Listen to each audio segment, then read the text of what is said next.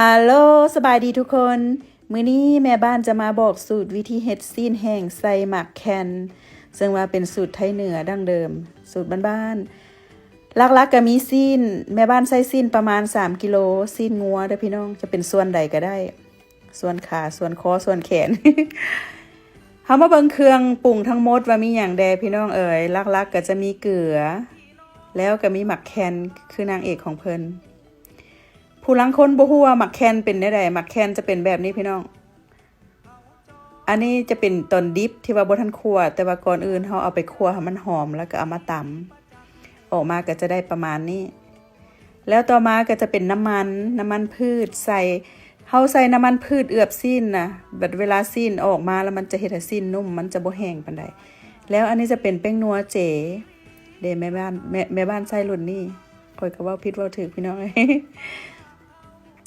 แล้วอันนี้จะเป็นหัวสิงไคบด1 ถ้วยน้อยนี่แหละ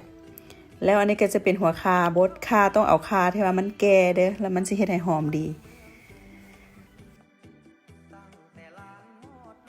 มันก็บ่ได้ยากได้ซาพี่น้องเอ๋ยสูตรบ้านๆง่ายๆแต่รับรองว่าเวลาซีนแห้งออกมามันจะแซ่บแล้วก็จะหอมสมุนไพรหั่นนะซั่นดอกว่าก่อนอื่นขั้นตอนต่อไปเฮาก็ไปซอยซีนเฮ็ดซีนเป็นตอนใหญ่ตอนน้อยก็แล้วแต่ความมักเด้อแต่ว่าแม่บ้านหันมักตอนใหญ่บัดเวลาเฮาไปปิ้งไปหยังมามันจะทุบเวลาเฮาทุบออกมามันจะแซ่บหั่นนะมันเป็นตอนใหญ่ๆหั่นนะ มักไผมักลาวเนาะมักตอนน้อยก็เฮ็ดตอนน้อย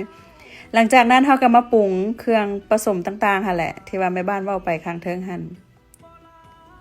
แล้วเฮาก็มานวดให้เข้ากันดีเนี่ยจะประมาณนั้นหลังจากนั้นเฮาก็จังนำเอาไปตากคันถ้าว่าคืออยู่ต่างประเทศหั่นน่ะเฮาบ่มีแดดเนาะเฮาบ่มีแดดเฮาก็สามารถใส่เครื่องตากแบบนี้ได้เด้อจักตากแบบนี้ได้เด้อใส่แนวตากนี่นะแม่บ้านจะใส่แนวตากนี่ตากประมาณ4 ชั่วโมงก็ถือว่าแห้งถ้าอยู่ต่างประเทศอยู่อเมริกาคือแม่บ้านนี่มันเครื่องตากนี่มันจะมีขายตามห้านวอลมาร์ทห้านอเมริกาทั่วไปเด้ออยู่ไสก็มีหรือว่าจะสั่งออเดอร์อยู่ Amazon ก็ได้เฮาก็จะใช้เวลาตากประมาณ4 ชั่วโมงบ่ได้โดนได้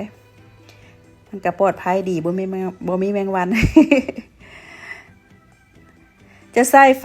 จะใส่มันจะเป็น175 F นี่นะฟาเรนไฮต์เนาะแล้วก็ประมาณ4 ชั่วโมง4 ชั่วโมงผ่านไปเฮามาเบิ่งว่าซีนแห้งมันก็แห้งดีหั่นล่ะพี่น้องเด้จะพอดีหั่นนะ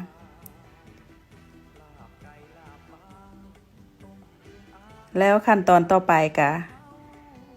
เฮาก็เอาสามารถเก็บรักษาได้ไว้ตู้เย็นหรือไว้ฟรีเซอร์กินเป็นเดือนได้ก็พี่น้องแม่บ้านสิลองเอาไป